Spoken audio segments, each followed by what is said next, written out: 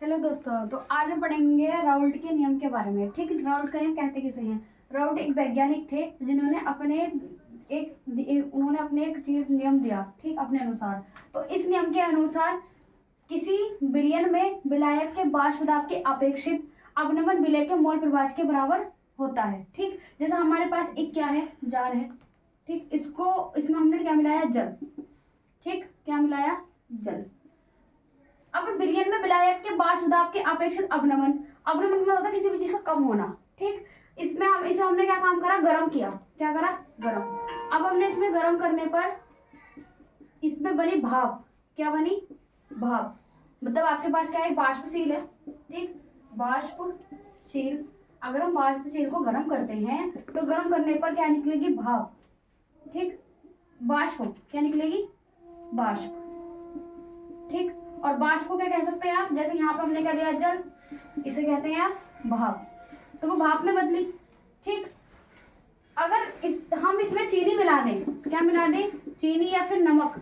ठीक, नमक या चीनी, तो वो अबाष्पशील हो जाएगा। इसका उल्टा क्या हो जाएगा? इसका उल्टा। ठीक, अबाष्पशील। अबाष्पशील। ठीक, अबाष्पशील को अगर हम गर्म करते हैं, जैसे इसमें हमने क्या ले लिया? चीनी या नमक। ठीक, चीनी या नमक लिया, इसको अगर हमने गर्म किया तो गर्म करने पर अब आप बताओ क्या इसकी भाप बन पाएगी या नहीं?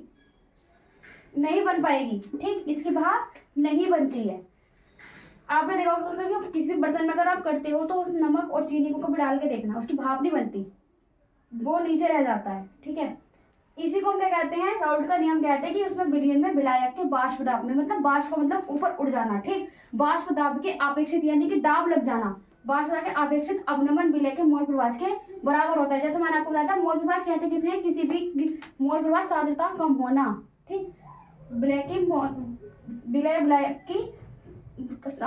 प्रवाह की सांद्रता कम होना। ठीक, उसी को हम क्या कहते हैं? मोल प्रवाह कहते हैं। तो बाष्प दाब के मोल प्रवाह के बराबर होती है, ये समानुपाती होती है। तो इसके सूत्र जैसे बनेगा तो आप इसका सूत्र बना सकते हैं, P naught plus P S upon P naught बराबर यहां बनेगा N upon N plus N. ठीक, ये आपका राउल्ट के नियम का सूत्र है। P naught minus P S upon P naught is equal to N N plus N. अगर आप पूछोगे इसमें कि पी नॉट या पी क्या है, वो शुद्ध विलायक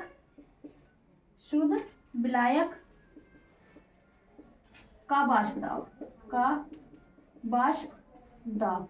ठीक, पी क्या है? इसमें शुद्ध विलायक का बाष्प दाब है। ठीक, अब आप पूछोगे पी एस क्या है, तो ये क्या है? विलयन का बाष्प दाब, विलयन का बाष्प दाब। ठीक, पी क्या हो गया? शुद्ध विलायक का बाष्प दाब, और पी एस शुद्ध विलयन का विलयन का बाष्प दाब। अब एन आपके पास है विलय के मोलों की संख्या, और बड़ा एन हो जाएगा आपके पास विलायक के मोलों की संख्या, एन। ठीक, विलय के मोलों की संख्या। ठीक, और जो आपके पास बड़ा एन होगा वो होगा विलायक के मोलों की संख्या, विलायक के मोलों की संख्या। ठीक, एक बार और इसका रिवीजन कर लेते हैं। इस नियम के अनुसार किसी विलयन में विलायक के बाष्प दाब, तो हमारे पास एक विलयन है, उसमें विलायक है जल, उसका जो बाष्प दाब लगेगा, ठीक, उसी के अपेक्षित अवनमन विलय के मोल के प्रभाव के बराबर होता है। ठीक, पी नॉट यानी शुद्ध विलायक, पी एस यानी कि विलय के बाष्प दाब, ठीक, एन यानी विलय के मोलों की संख्या, और एन विलय के मोलों की संख्या। ठीक, इससे आगे हम कल जानकारी करते हैं। धन्यवाद।